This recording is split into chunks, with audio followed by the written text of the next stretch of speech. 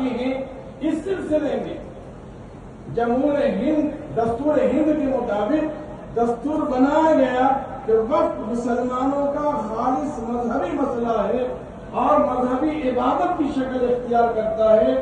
جس طرح کوئی مسلمان کوئی چیز وقف کر دے تو وہ چیز اللہ کی ملکیت میں چلی جاتی ہے، اس پر وقف کرنے والے کا بھی حق باقی نہیں رہتا، ان کی اولادوں میں بھی وقت کی جائیداد تقسیم نہیں ہوتی، بلکہ اس کا مالک اللہ ہو جاتا ہے۔ مسئلہ اس وقت جھگڑا یہ ہے، موجودہ سرکار ہم سے اللہ کا حق چھیننا چاہتی ہے، تو کیا ہم اللہ کا حق دینے کے لیے تیار ہیں؟ موجودہ سرکار جس زمین کو ہم نے اللہ کو دے دیا، وقف کر دیا، صدقہ جاریہ کر دیا، وہ چاہتی ہے کہ ہمارے مرحوم نے اپنی قبر میں راحت کے لیے، اپنے جنت کے باغ کو اور مزین کرنے کے لیے جو چیزیں وقف کی ان کا ثواب ملتوی کر دیا جائے، اس کے ثواب کو ختم کر دیا جائے۔ یہی لڑائی ہے اصل آل انڈیا مسلم پرسنل بورڈ، جمعیت علماء ہند وغیرہ کی، کہ ہم وقف کے قانون میں کسی طرح کی تبدیلی برداشت نہیں کریں گے۔ جس طرح اب تک کے قانون میں تھا کہ وقف بورڈ کے اندر مسلمان ہی ممبران ہوا کرتے تھے، اگرچہ اس کے انتظام و انصرام میں موجودہ سرکار کی بھی معاونت ہوا کرتی تھی، سیاہ ان کا بیٹھا ہوا ہوتا تھا، آڈٹ رپورٹ ان کے ذریعے ہوا کرتی تھی، لیکن واقف کے منشا کے مطابق اس زمین کی آمدنی، اس کے اثاثہ کا صحیح استعمال واقف کے منشا کے مطابق ہوتا رہا، اور انشاءاللہ آگے بھی ہوگا، آگے بھی ہوگا۔ وقت کی جائیداد اللہ کی ملکیت ہے، یہ سمجھتے نہیں ہیں یہ کہ وقت پر حملہ کرنا اپنے آپ کو برباد کرنا ہے۔ کعبہ مشرفہ، بیت اللہ شریف جو اللہ کے لیے زمین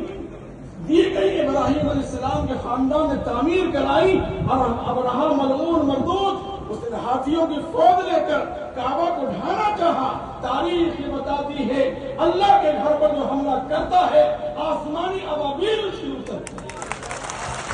اللہ کی طرف سے عذاب اترتا ہے۔ اس لیے مسئلہ ہندو مسلم کا نہیں ہے،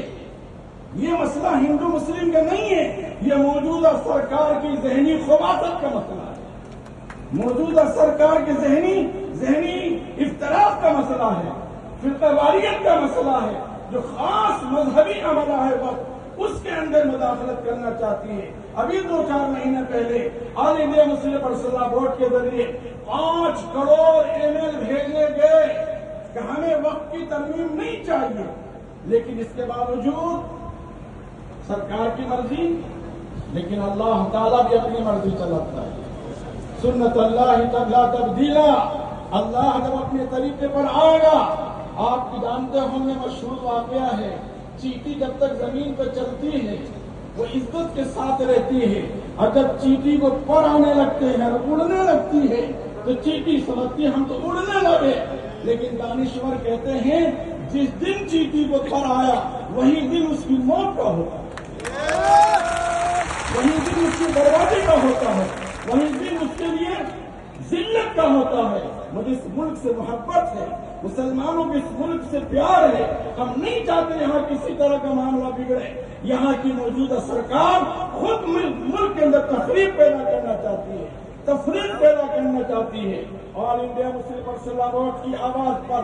اور یہاں بھائی عارف مسعود صاحب کی دعوت پر یہ پہلا دن ہے احتجاج نوٹ کرانے کا،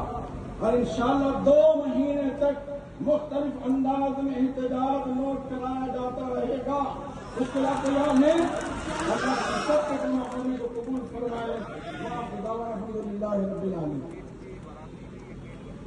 جزاک اللہ۔ ہم نے حضرت مولانا مفتی علی قدر صاحب حسینی